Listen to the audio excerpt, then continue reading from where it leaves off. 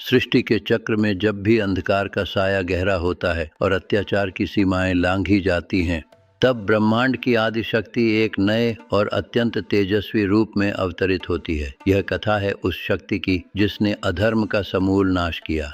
वह दिव्य स्वरूप जो रक्षक भी है और संहारक भी, जिसे संसार माँ कात्यायनी के नाम से पूजता है। कथा उस समय की है जब महिषासुर नामक असुर राज ने अपनी शक्ति के अहंकार में तीनों लोकों में हाहाकार मचा दिया था। देवराज इंद्र सहित समस्त देवता उसके सम्मुख पराजित हो चुके थे। स्वर्ग पर असुरों का अधिकार हो गया था। असहाय देवता ब्रह्मा, विष्णु और महेश की शरण में पहुंचे। तब तीनों देवों के मुख से एक प्रचंड क्रोध और दिव्य तेज प्रकट हुआ। सभी देवताओं ने अपनी अपनी शक्तियों का अंश उस तेज में मिला दिया। उसी दिव्य पुंज से एक देवी का प्राकट्य हुआ। इनका जन्म महर्षि कात्यायन के आश्रम में हुआ, जिन्होंने माँ को अपनी पुत्री के रूप में प्राप्त करने के लिए कठोर तपस्या की थी।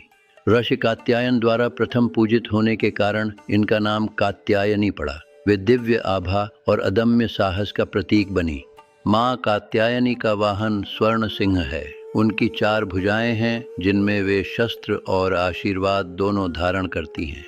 उनके एक हाथ में तलवार, दूसरे में त्रिशूल, तीसरे में कमल और चौथा हाथ भक्तों को अभय दान देने वाली मुद्रा में रहता है। जब महिषासुर ने देवी के इस अद्भुत रूप को देखा तो वह उनके सौंदर्य और शक्ति से चकित रह गया। उसने युद्ध की चुनौती दी। महिषासुर मायावी था। वह कभी विशाल भैंसे का रूप धरता तो कभी प्रचंड मानवाकार। युद्ध भूमि उसके पैरों से कांप उठी। देवी और असुर के बीच 9 दिनों तक घोर संग्राम चला। आकाश से लेकर पाताल तक युद्ध की ध्वनि गूंजने लगी। महिषासुर ने अपनी पूरी मायावी शक्ति झोंक दी, परंतु माँ कात्यायनी के तेज के सामने उसकी हर चाल विफल रही।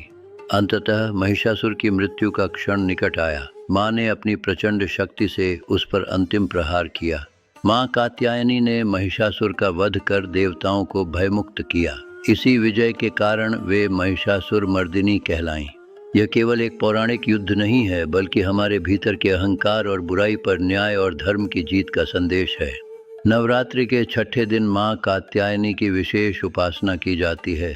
उन्हें शहद का भोग लगाने से भक्त को सौंदर्य और आरोग्य मिलता है। यह दिव्य यात्रा यहीं समाप्त नहीं होती। अब शक्ति अपने सबसे रौद्र और गहरे स्वरूप की ओर अग्रसर है, माँ कालरात्रि। ऐसी ही अद्भुत और अनसुनी कथाओं के लिए अभी टेल्स ऑफ भारत को सब्सक्राइब करें।